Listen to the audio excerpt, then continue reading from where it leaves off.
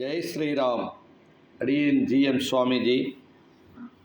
இன்றைய பக்தி தலைப்பிலே சித்ரா பௌர்ணமியை பற்றிய சிறிய விளக்கம். தமிழ் வருடத்திலே முதல் பௌர்ணமியாகப்பட்டது சித்ரா பௌர்ணமி. சில மாதத்தில் 2 வரும். இந்த சித்திர மாதத்தில் வரும்போது முதல் பௌர்ணமி, வருஷத்துக்கு முதல் பௌர்ணமி சித்திரை மாதம் வரக்கூடியது சித்ரா பௌர்ணமி.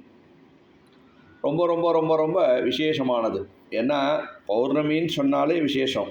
அதில் சித்ரா பௌர்ணமிங்கிறது ரொம்ப விசேஷமானது. சித்திரகுப்தருக்கு உகந்த நாளாகும். பாப புண்ணியங்களை கணக்கு எழுதக்கூடிய நன்னாள் அன்னைக்கு அவர் பிறந்த விசேஷமான நாள். அதனால தான் சித்திரகுப்தரை நம்ம நிறைய அன்னைக்கு வழிபடணும்.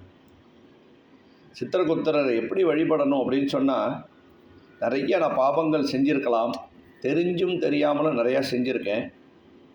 ஆனால் இனிமேல் நான் பாபம் செய்யக்கூடாது, இனிமேல் நான் நிறைய புண்ணியத்தை தேடணும், அதுக்கு நீ எனக்கு அருள் புரியணும், என்னை நல்ல வழியில் கொண்டு போகணும், தர்ம காரியங்கள் செய்யறதுக்கு வழி நடத்தணும் அப்படின்னு சொல்லிட்டு சித்திரகுப்தரை நம்ம வேண்டிக்கணும்.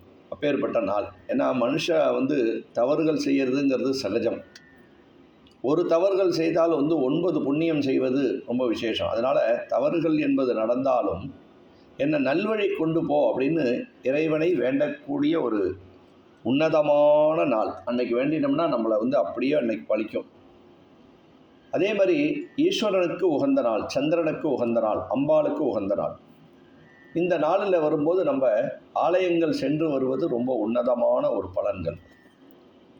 அந்த சித்ரா பௌர்ணமி அன்னைக்கு வீட்டிலே தீபம் ஏற்றி வச்சு, விளக்கேற்றி வச்சு குலதெய்வத்தை வழிபாடு செய்வது ரொம்ப உன்னதமான ஒரு பலன்.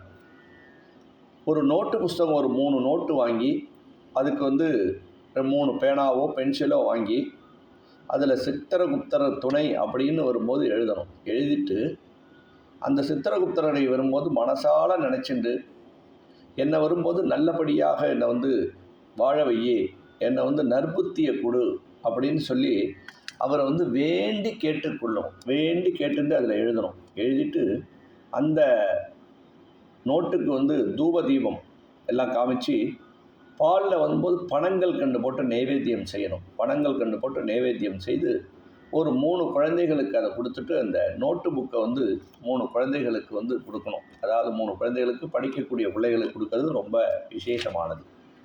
அதே மாதிரி ஆலயத்துக்கு சென்று தர்ம காரியங்கள் அன்னைக்கு செய்யறது. ஏன்னா ஒரு தர்ம காரியம் செய்யறதுன்னா அவ்வளோ புண்ணியம் அன்னைக்கு. ஏன்னா சித்திரகுப்தரை எழுதுறாரு இல்லையா, அன்னைக்கு நம்ம செய்யக்கூடிய புண்ணியங்கள்லாம் வரும்போது பல மடங்கு ஆகக்கூடியது. அதனால் அன்றைக்கி நிறைய எந்த அளவுக்கு நமக்கு புண்ணியங்கள் செய்கிறோமோ அவ்வளவுக்கு, தர்மங்கள் செய்கிறோமோ அவ்வளவு நல்லது. வசதி உள்ளவர்கள் நிறைய புஸ்தகம், நோட்டு புஸ்தகம் வாங்கி கொடுக்கலாம். வசதி இல்லாதவா ஒருத்தருக்காவது கொடுக்கறது ரொம்ப விசேஷமானது. பௌர்ணமி பூஜை, சத்யநாராயண பூஜை செய்வது ரொம்ப நல்லது. அவாவால் முடிஞ்சால் செய்யலாம். கரெக்டாக வரும்போது ஆலயங்கள் சென்று வருவதும், சிவபெருமானுக்கு 11 விளக்கு தீபம், நெய் விளக்கு போடுவது விசேஷம். சிவபெருமானுக்கு நெய் விளக்கு போடுறது அவ்வளோ ஒரு விசேஷமான, அன்னைக்கு போட்டோம்னா அவ்வளோ நல்லது. அதே மாதிரி வரும்போது அம்மன் ஆலயத்துக்கு சென்று புஷ்பத்தினாலே, வாசனை புஷ்பத்தினாலே அம்பாளுக்கு அர்ச்சனை செய்வதோ, அம்பாளுக்கு அந்த புஷ்பத்தை சாத்துவதோ உன்னதமான ஒரு பலன்கள். பாவத்தை மாற்றி புண்ணியத்தை தேடக்கூடிய ஒரு நன்னாள். நம்ம பாவத்தெல்லாம் போக்கி புண்ணியத்தை தேடணுங்கக்கூடிய ஒரு பெரிய ஒரு நன்னாள். இந்த வருஷம் நம்ம எந்த அளவுக்கு பண்ணுறோமோ, அடுத்த வருஷம் சித்ரா பௌர்ணமியில் நம்மளுடைய பாவக்கணக்கெல்லாம் குறைஞ்சிரும், நம்மளோட புண்ணியங்கள்லாம் ஏறும். பித்ரு சாபங்கள்லாம் அன்றைக்கி இருந்தோம்னா விசேஷமான நாள். அன்றைக்கி பித்ரு சாபம்லாம் நமக்கு நிவர்த்தி கிடைக்கும். அதாவது பெரியோர்களுடைய ஆசி முக்கியம். எல்லாருக்கும் பெரியோர்களுக்கு நம்மளால் என்ன வஸ்திரங்கள் கொடுக்கறதோ, பெரியவாளுக்கு நம்மளுடைய பெற்றோர்களுக்கோ, தாத்தா பாட்டிக்கோ, இல்லாதப்பட்டவாளுக்கோ ஒரு நூதனமான ஒரு வஸ்திரம் எடுத்து கொடுத்தோம்னா ரொம்ப நல்லது. இது எல்லாமே நம்ம சித்ரா பௌர்ணமி அன்னைக்கு செய்கிறது விசேஷமான நாளாகும். இதை அனைவரும் கடைபிடித்தால் நல்லதே நடக்க வாய்ப்புகள் உண்டு. அவனருள் பெறுவோம். ஜெய் ஸ்ரீராம். அடுத்த நிகழ்ச்சியிலே சந்திப்போம். ராம் ராம் ராம்.